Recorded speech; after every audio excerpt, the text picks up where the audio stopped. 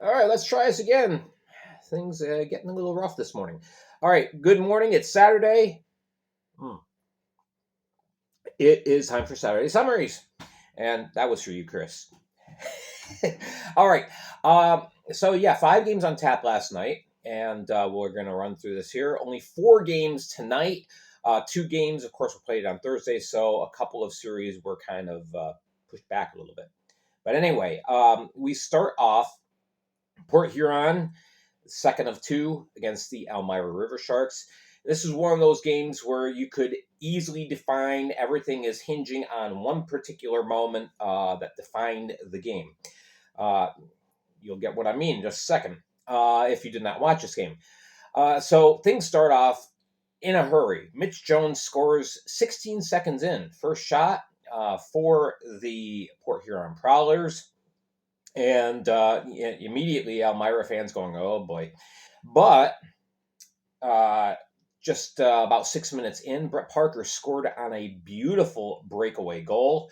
I haven't seen speed like that out of Parker in quite some time. It was good to see him flying around the ice again. So anyway, it's 1-1, 6 minutes in. Shortly thereafter, Mitch Jones and Frank Chisera tangle, and Mitch Jones gets just a wee bit undisciplined. Slashes, Chisera earns himself a match penalty. So on the board goes 5 minutes, uh, and Elmira hoping that they can score at will. Not only did they not score at will, but they just weren't generating a lot of quality shots. They were spending a lot of time in the O-zone, but what do you know? Turnover, 2-on-1 breakaway, and it's Sam Merritt scoring a shorty on a 5-minute major, and that was it right there. That was the defining moment. And Elmira really never recovered from that moment.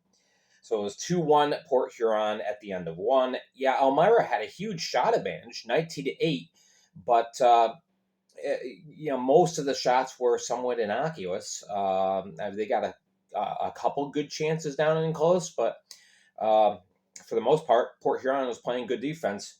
Second period, no scoring. Port Huron just takes control of the game, outshooting Elmira 14-5, but we're still 2-1. So Elmira's hoping they have a chance.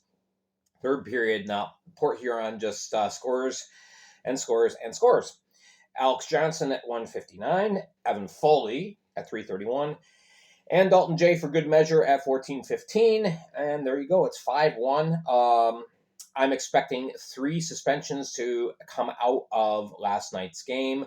The aforementioned Mitch Jones, certainly for the match penalty on slashing.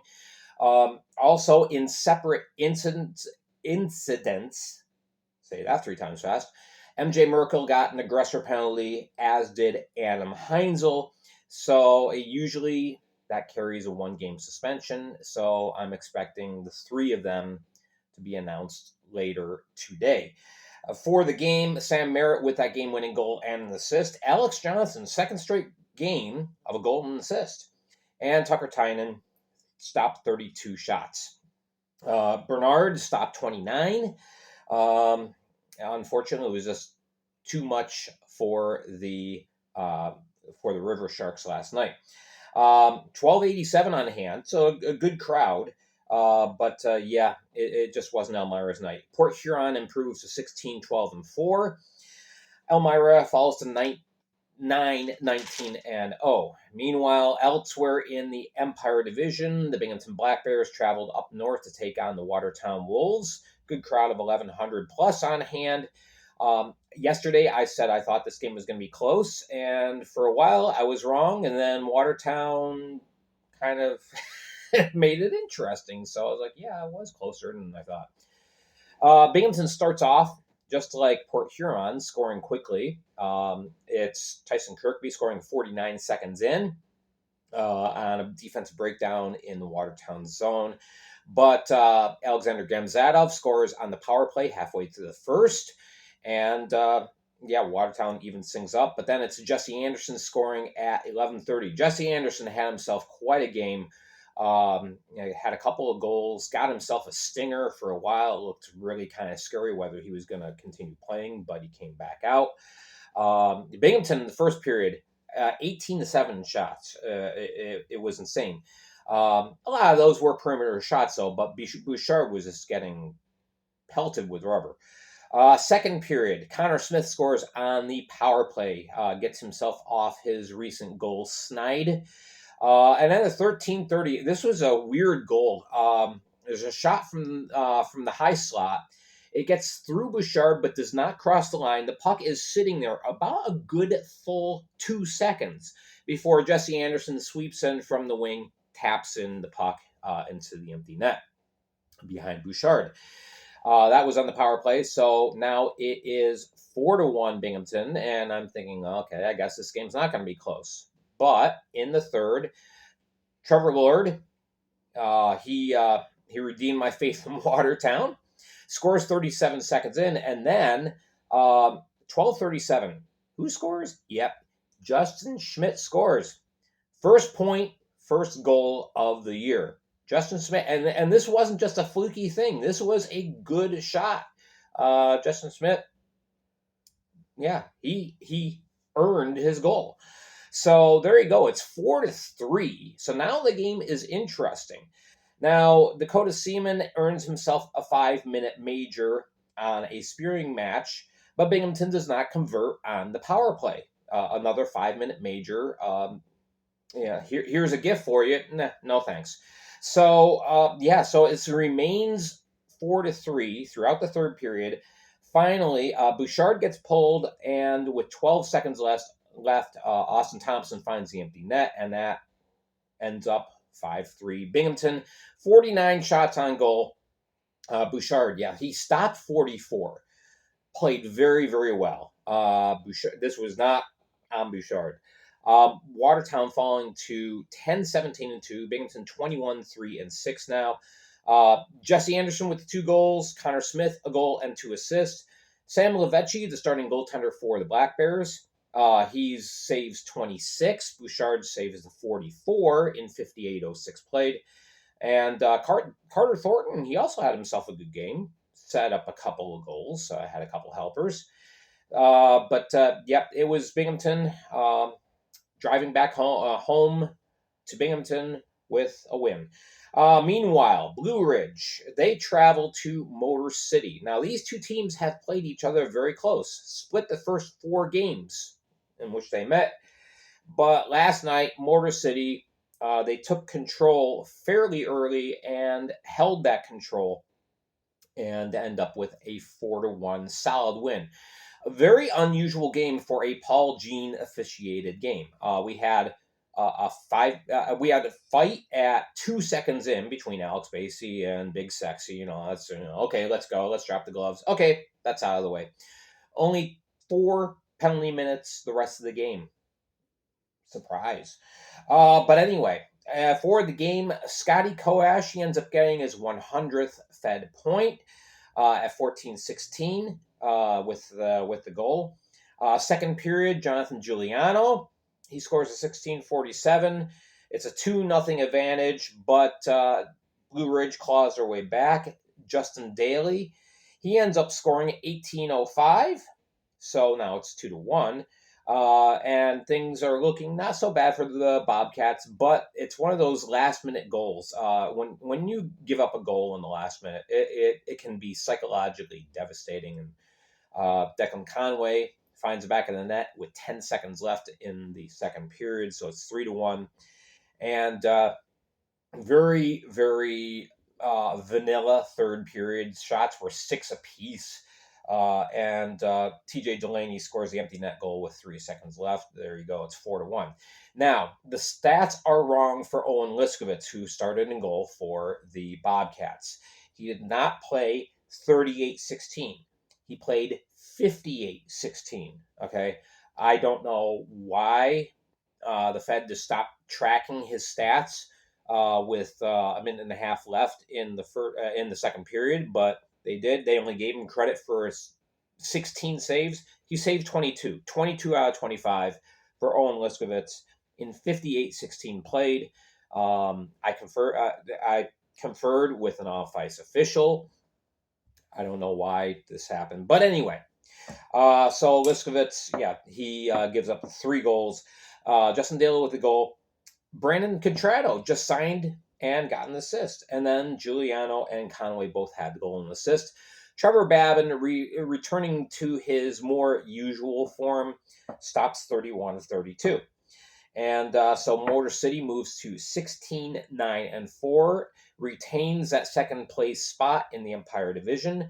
Blue Ridge falls to 6-17-5, crowd of 988 on hand. Meanwhile, in Columbus, Baton Rouge, they just looked flat, and kind of sad to say, but I don't know if both teams maybe were kind of going through the doldrums a little bit, but this was not the most exciting game I've ever seen in my life. We'll just say that. Columbus does what they have to do, and they escape with a 3-1 win. Cody Wickline scored at 5:40 in. Second period, Kyle Moore, who, again, like I mentioned yesterday in the previews, he's been red hot. Yeah, he gets his first of 2, 9:32 of the second period. Noah Robinson gets a power play goal for Baton Rouge to kind of get them back in. But through the first 2, Columbus held a huge shot advantage, 27-12. Baton Rouge just was not getting any offensive pressure, any sustained offensive time.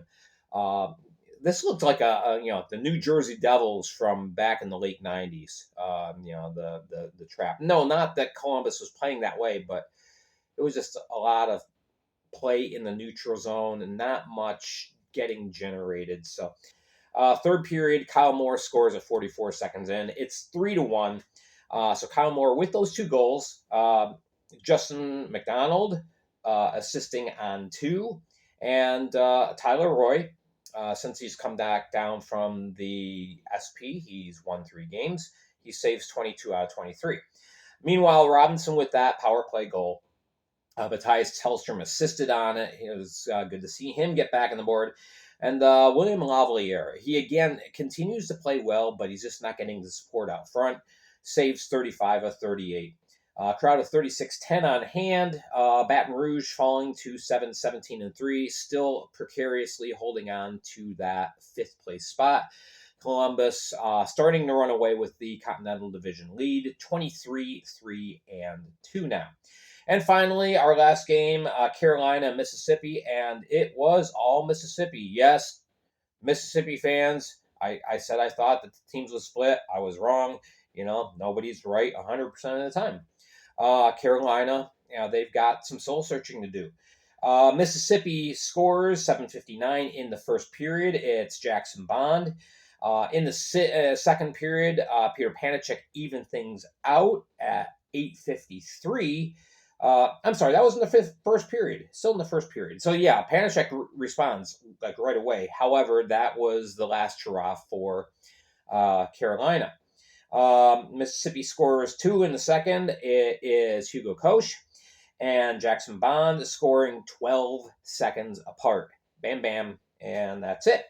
Joakim Nielsen adds a goal at 44 seconds into the third period. Later on in the period, Mississippi killed off a 5-on-3 advantage. And we saw some defense from Mississippi. Good stuff. Good crowd on hand, 34-62. They were loud, they were boisterous, and they were excited. And, Mississippi has put together a good stretch of games as of late. So, worth being excited about. Carolina falls now to 21-8-1, and suddenly they have to start thinking about the 2 teams right behind them, Port Huron and Mississippi, because that gap has narrowed.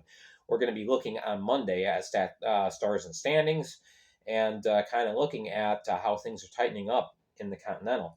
Mississippi improves to 17-15-1. They are still 2 points behind the Prowlers, but the Prowlers are idle tonight. So Mississippi could... Mississippi is idle as well. So never mind. Okay. So, both Mississippi and Port Huron are suddenly winning. So there you go. They improved to 17, 15, and 1. Jackson Baum with the 2 goals. Nilsson with a goal and assist. Wayrick, what a weekend. Only let in 2 goals. 31 of 32 in saves last night. And Karpinski was 23 of 27. And there you go. There's the weekend, or there's a Saturday. We have 4 games tonight. Hope to see you tomorrow as we review them. Have yourselves a great Saturday.